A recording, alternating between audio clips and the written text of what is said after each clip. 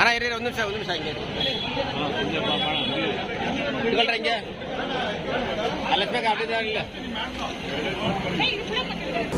ನಾಲ್ಕನೇ ಬಾರಿ ಆಯ್ಕೆಯಾಗಿರ್ತಕ್ಕಂಥ ನಮ್ಮ ನೆಚ್ಚಿನ ನಾಯಕರು ಪಿ ಸಿ ಮೋಹನ್ರವರಿಗೆ ಅಭಿನಂದನೆಗಳು.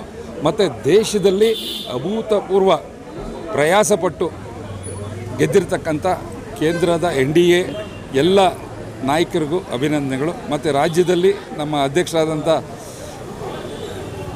ವಿಜಯೇಂದ್ರರವರು, ಆರ್ ಅಶೋಕ್ರವರು, ಇನ್ನೆಲ್ಲ ನಮ್ಮ ಯಡಿಯೂರಪ್ಪನವರು ಎಲ್ಲ ನೆಚ್ಚಿನ ನಾಯಕರು ಎಲ್ಲರಿಗೂ ಎಲ್ಲ ನಾಯಕರು ಮತ್ತು JDS ನಮ್ಮ ಅಲೈನ್ಸ್ ಪಾರ್ಟ್ನರ್ JDS ದೇವೇಗೌಡರು ಮತ್ತು ಕುಮಾರಸ್ವಾಮಿ ಎಲ್ಲರಿಗೂ ಸಹ ಅಭಿನಂದನೆಗಳು ಸಲ್ಲಿಸ್ತೀವಿ.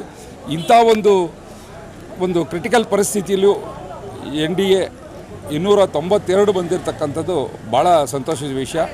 ಈಗ ಕೆಲವೇ ದಿನಗಳಲ್ಲಿ ನಮ್ಮ ನೆಚ್ಚಿನ ಪ್ರಧಾನಮಂತ್ರಿಗಳು ಸರ್ಕಾರವನ್ನು ರಚನೆ ಮಾಡೋರು ಇದ್ದಾರೆ. ಹಾಗೆ ನಮ್ಮ ನೆಚ್ಚಿನ ನಾಯಕರು ನಮ್ಮ ಸಂಸದರಾದಂಥ ಶ್ರೀ ಪಿ ಸಿ ಮೋಹನ್ ಅವರಿಗೆ 4ನೇ ಬಾರಿ ಗೆದ್ದಿರತಕ್ಕಂಥ ಅವ್ರಿಗೆ ನಮ್ಮೆಲ್ಲರ ಪರವಾಗಿ ಅವ್ರಿಗೆ ಮತ್ತು ಅನೇಕ ಜನರ ಆಶೀರ್ವಾದದಿಂದ ಗೆದ್ದಿದ್ದಾರೆ. ಅವ್ರಿಗೆ ಮೊದಲನೇದಾಗಿ ಅಭಿನಂದನೆ ಸಲ್ಲಿಸ್ತಾ, ಅದೇ ರೀತಿ ನಮ್ಮ ಪ್ರಧಾನಮಂತ್ರಿಗಳು 3ನೇ ಬಾರಿ ಏನು ಅಷ್ಟು ಸುಲಭದ ಮಾತಲ್ಲ, ಕಂಟಿನ್ಯೂಸ್ ಆಗಿ 3ನೇ ಬಾರಿ ಪ್ರಧಾನಮಂತ್ರಿ ಆಗೋವಂಥದ್ದು. ಈ ಥರ ಅವೇರ್ನೆಸ್ ಇರುವಂಥ ದೇಶದಲ್ಲಿ ತುಂಬ ಹೆಚ್ಚಿನ ಸೋಷಲ್ ಮೀಡಿಯಾ ಅವೇರ್ನೆಸ್ ಇರುವಂಥ ಸಂದರ್ಭದಲ್ಲಿ 3ನೇ ಬಾರಿ ಅವರು NDAನ ಇಷ್ಟು ಸಂಸದರು ಗೆದ್ದಿರೋಂಥದ್ದು ತುಂಬ ಸಂತೋಷದ ವಿಷಯನೇ.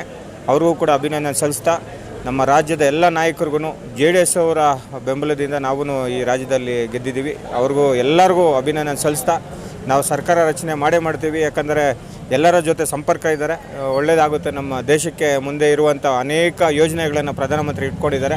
ಅದರಿಂದ ಎಲ್ರಿಗೂ ಅನುಕೂಲ ಆಗುತ್ತೆ, ಯಾರಿಗೂ ನಿರಾಸೆ ಆಗೋದಿಲ್ಲ. ಇನ್ನೂ ಒಳ್ಳೆ ಕೆಲಸಗಳಾಗಲಿ, ದೇಶ ಅಭಿವೃದ್ಧಿ ಆಗಲಿ ಅಂತ ನಾನು ಒಂದು ಆಶೆ ಇಟ್ಕೊಂಡಿದ್ದೀನಿ. ಎಲ್ಲರಿಗೂ ಒಳ್ಳೆಯದಾಗಲಿ.